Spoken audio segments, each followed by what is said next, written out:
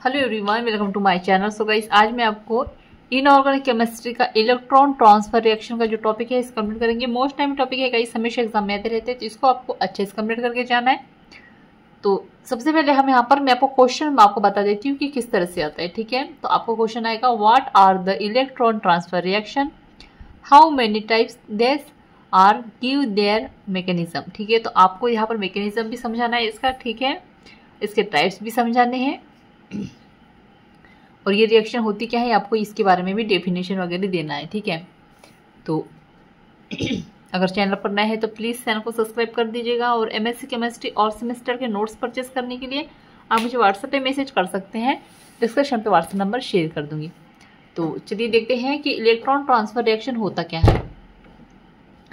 तो यह अभिक्रिया जिनमें इलेक्ट्रॉनों का स्थानांतर एक संकुल के परमाणु आयन से दूसरे संकुल के केंद्रीय परमाणु आयन की ओर होता है। ठीक है, मतलब कि ऐसी अभिक्रिया है जिनमें जो इलेक्ट्रॉनों का स्थानांतर होता है। ठीक है, इन इलेक्ट्रॉनों का ट्रांसफर होगा किसके साथ, एक कॉम्प्लेक्स के परमाणु आयन से। ठीक है, परमाणु के जो आयन होते हैं उसके दूसरे संकुल के केंद्रीय परमाणु की ओर होता है। ठीक है, मतलब कि एक कॉम्प्लेक्स का परमाणु आयन से दूसरे कॉम्प्लेक्स के केंद्रीय परमाणु की ओर होता है। ठीक है, जिससे संकुल का आवेश तो स्थिर रहता है परंतु केंद्रीय परमाणु की ऑक्सीकरण अवस्था परिवर्तित हो जाती है। ठीक है, अब ऐसा करने से क्या होता है, जो कॉम्प्लेक्स की जो आवेश होगा वो तो मतलब कि आवेश जो होते हैं पॉजिटिव चार्ज और नेगेटिव चार्ज वो तो स्थिर रहते हैं, लेकिन इसमें जो केंद्रीय परमाणु के आयन की जो ऑक्सीकरण अवस्था जो होगी वो क्या होगी, इसमें चेंजेस आ जाएगा।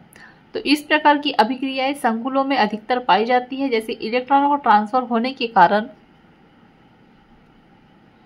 इन अभिक्रिया को इलेक्ट्रॉन ट्रांसफर अभिक्रिया कहते हैं तथा इसकी क्रियाविधि को इलेक्ट्रॉन ट्रांसफर मैकेनिज्म कहते हैं। ठीक है, इतनी बात आई समझ में।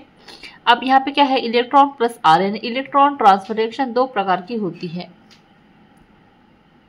फर्स्ट है इनर स्फीयर रिएक्शन और दूसरा है आउटर स्फीयर रिएक्शन। तो फर्स्ट जो है इनर स्फीयर रिएक्शन वो देखेंगे हम। तो संकुलों की ईटीआर में संक्रमण अवस्था के निर्माण के दौरान इलेक्ट्रॉन के ट्रांसफर के लिए एक संकुल के केंद्रीय आयन से जुड़े सहसंयोजी लिगेंड दूसरे संकुल के केंद्रीय परमाणु के मान यानी ब्राइट लाइक स्ट्रक्चर बना लेता है तथा यह लिगेंड दोनों संकुलों में इलेक्ट्रॉन ट्रांसफर का कारण होता है। इस प्रकार की अभिक्रिया को इनर स्फीयर रिएक्शन कहते हैं। ठीक है, इतनी बताइए समझ में। क्या कह रहा है कि जो संकुल के जो इलेक्ट्रॉन ट्रांसफर रिएक्शन में इलेक्ट्रॉन संक्रमण अवस्था के निर्माण के दौरान इलेक्ट्रॉन के ट्रांसफर के लिए एक जो कॉम्प्लेक्स होगा उसका केंद्रीय आयन से जुड़े सहसंयोजी लिगेंड। ठीक है, मतलब कि आपको पिछली वीडियो में एक जो बताया था, तो पिछला वीडियो हमने देखा था। ठीक है, तो उसमें क्या होता है, जो मेटल होते हैं यानी कि जो सेंट्रल आयन होते हैं उनमें इस तरह से लिगेंड पाए जाते हैं। ठीक है, आपको ये देखिएगा, ये लिगेंड पाए जाते हैं इस तरह से।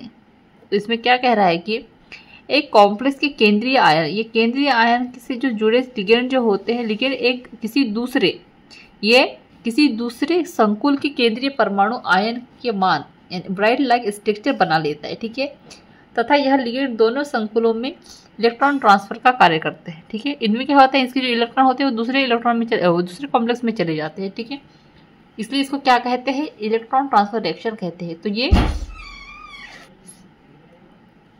इस प्रकार की अभिक्रिया को इनर स्फीयर रिएक्शन कहते हैं। ठीक है, अब आगे देखते हैं। अब इसमें क्या कह रहा है कि इस प्रकार की अभिक्रिया को इलेक्ट्रॉन तथा लिगेंड का ट्रांसफर के साथ साथ होता है। ठीक है, इसमें क्या होता है, जो ट्रांसफर इलेक्ट्रॉन का इस अभिक्रिया में इलेक्ट्रॉन तथा लिगेंड का ट्रांसफर साथ साथ होता है, यानी इलेक्ट्रॉन का भी ट्रांसफर होता है और लिगेंड का भी ट्रांसफर होता है। ठीक है, इतनी बताइए समझ में। अब सेकेंड नंबर में कह रहा है कि इस प्रकार की अभिक्रिया में संकुलों में केंद्रीय परमाणु की ऑक्सीडेशन स्टेट में अंतर होता है। ठीक है, अब आगे देखेंगे।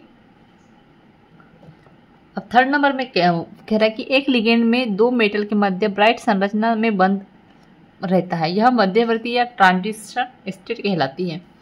फोर्थ नंबर में कह रहा है कि इनर स्फीयर रिएक्शन में ट्रांजिशन स्टेट की संरचना ब्राइट लाइक होती है अतः इसे ब्राइट एक्टिवेटेड रिएक्शन कहते हैं। 5 नंबर में कह रहा है कि यह ब्राइट किसी दो परमाणु के मध्य किसी भी प्रकार से इलेक्ट्रॉन ट्रांसफर करता है। तो इसकी रिएक्शन दी गई है, यहाँ पर देखिएगा, CONH3 Cl2+ प्लस CrH2O6 2+। अब इसकी रिएक्शन होगी किसके प्रेजेंट में, 2,5H3O। ठीक है, तो हमें क्या मिलेगा यहाँ पर, COH2 वो 6 2+। ठीक है, और यहाँ पर क्या बचेगा हमारे पास CrH2O5 और ये Cl, ठीक है, इतना बचेगा।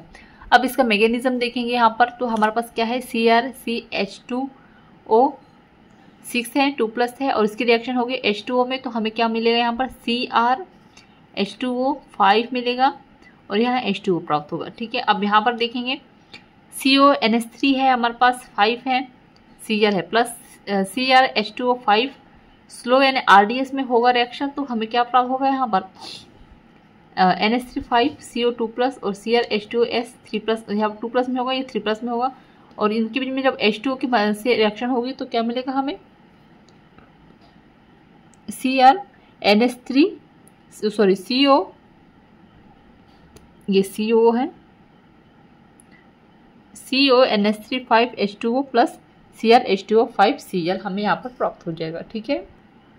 अब आगे देखेंगे तो हमारे पास क्या है, CONH3 5H2O प्लस CrH2O5Cl, इसकी रिएक्शन होगी इसके प्रेजेंट में SH2O, तो हमें क्या प्राप्त होगा यहाँ पर COH2O, यहाँ पर 6 2+ यहाँ पर आ जाएगा और 5 NH4+ यहाँ पर हमें प्राप्त होगा। अब क्या कह रहा है कि इस क्रिया विधि को निम्न बिंदुओं से समझ सकते हैं। तो फर्स्ट में कह रहा है कि CrCH2O6 2+ में क्रोमियम यानी Cr की ऑक्सीकरण अवस्था 2 है, ठीक है, इसकी ऑक्सीकरण अवस्था क्या है, 2 है, तथा एक H2O का अणु त्याग कर ऑक्सीकरण अवस्था एक्टिवेट कॉम्प्लेक्स बना लेता है, ठीक है। अब यहाँ पे क्या कह रहा है कि एक्टिवेटेड कॉम्प्लेक्स हमारे पास क्या है, CrH2O5 2+ है, तो CONH3 3Cl 2+ से क्रिया कर मध्यवर्ती अवस्था का निर्माण करता है। अब इस मध्यवर्ती अवस्था में Cl आयन दोनों कॉम्प्लेक्स में जुड़ा रहता है और ब्राइट लाइक स्ट्रक्चर बनाता है, जैसे कि NH3 5CO CrH2O5 2+, ठीक है, और ये इनके बीच में जुड़ा रहता है, Cl यहाँ चला जाता है, ठीक है, Cr से यहाँ Cl आता है और यहाँ ऐड हो जाता है। अब आगे देखेंगे 4 नंबर में, तो ट्रांजिशन स्टेट में इलेक्ट्रॉन का ट्रांसफर क्रोमियम एंड 2+ से कोबाल्ट 3+ की ओर +3 की ओर होता है। अब 5 नंबर में क्या है, कह रहा है कि CO+3 तथा Cr+2 की ब्राइट बॉन्डिंग से Cr2+2 Cr+3 में तथा CO+3 CO2+ में कन्वर्ट हो जाता है। इसके आपने ये रिएक्शन में देखा भी है नीचे की ओर, ठीक है। अब यहाँ आगे कह रहा है कि क्लोराइड आयन Cl- +2 ऑक्सीकरण अवस्था की तुलना में +3 ऑक्सीकरण अवस्था की तरफ अधिक आकर्षित होता है या अधिक जल्दी क्रिया करता है तथा स्ट्रॉन्ग बॉन्ड का निर्माण होता है। तो यहाँ पे जो है हमारा टॉपिक एंड होता है। सो आई होप आपको अच्छे समझ में आ गया होगा। सो प्लीज़ चैनल को लाइक सब्सक्राइब कर दीजिएगा, साथ ही बेल आइकन प्रेस कर दीजिएगा। कमेंट में जरूर बताइएगा आपको नोट्स कैसे लगे, और MSc केमिस्ट्री और सेमेस्टर के नोट्स परचेस करने के लिए आप मुझे व्हाट्सएप पे मैसेज कर सकते हैं, डिस्क्रिप्शन में व्हाट्सएप में शेयर कर दूँगी। Thank you.